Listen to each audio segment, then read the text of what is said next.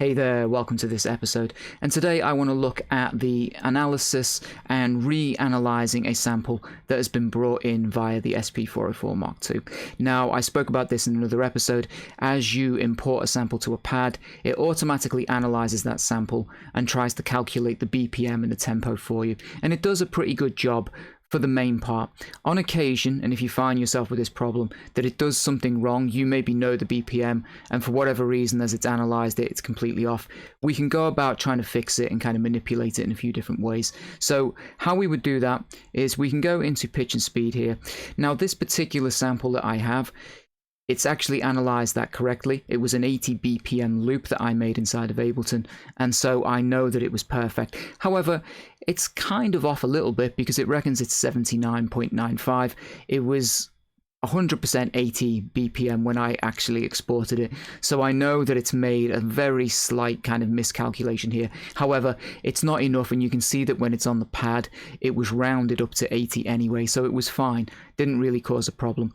But we can adjust a few things here. If we go into pitch and speed, this little bit of information we have in the bottom right here, you'll see that it's set with auto. If we use our push encoder button here, as I scroll through, I can now change this BPM manually, and if I click on this, you will see that I can change the value and I can move it around.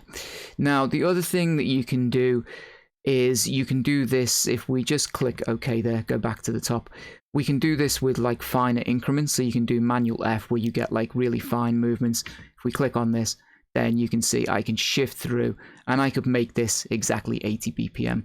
But what I want to do here is show you how you can actually reanalyze the whole sample, and I'm hoping this works.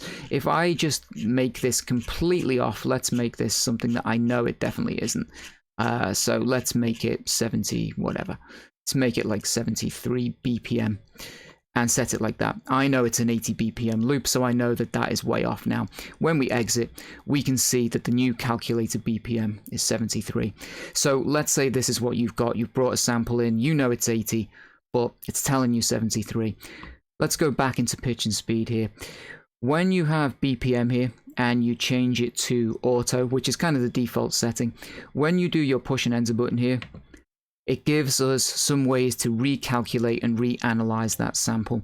Now, at the top here, we have SX length, and that is based on the old SP-404 SX. Apparently, that had a sort of algorithm or a way of calculating BPM based on the length of the loop.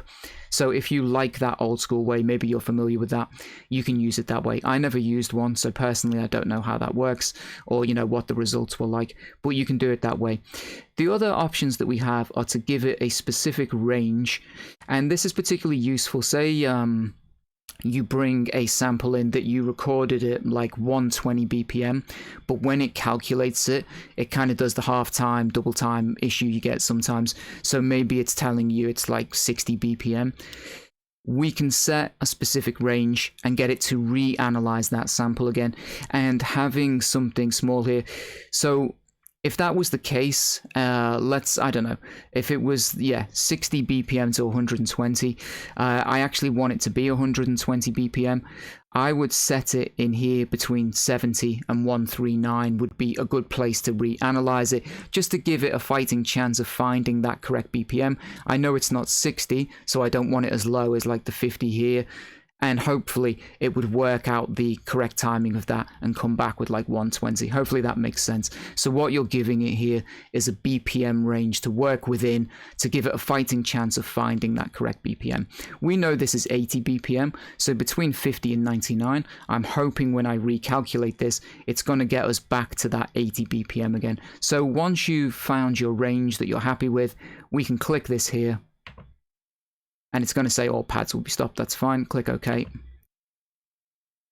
And you'll see it's got us back to 79.95. As I said, it's not 100% accurate, but rounded up, it's good enough. It's showing us as 80 BPM here. It loops perfectly and everything else like that. So that in a nutshell is how you can recalculate, reanalyze your samples if you're having any problems. And that double time, half time thing is quite common when you have a DAW or something that's going to calculate your BPM.